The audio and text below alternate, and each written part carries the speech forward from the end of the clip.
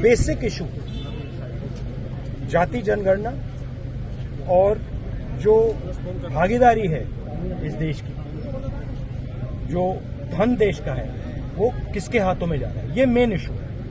और इस इशू को ये लोग डिस्कस नहीं करना चाहते, इससे डरते हैं, इससे भागते हैं। मगर ये इशू को हम आगे ले जाएंगे और जो गरीब लोगों का हक है वो हम उनको दिलवाएंगे। लेकिन राहुल जी, लगता नहीं मध्य प्रदेश छत्तीसगढ़ में आपकी इन सब बातों को नकार दिया जनता ने? नहीं, बिल्कुल नहीं। सर, छत्तीसगढ़ के अंदर ट्राइबल दिया, राजस्थान भी ओबीसी, आपको लगता है आप लोग किसी पॉलिटिक्स से लाई गई थी जो आपने बात? हमारा भी ओबीसी था, इन्होंने ओबीसी दिया, ठीक है, वो इशू नहीं है। सवाल ये है कि स्ट्रक्चर के अंदर कितनी भागीदारी है। प्रधानमंत्री ओबीसी हैं, मगर सरकार को 90 अफसर चलाते हैं।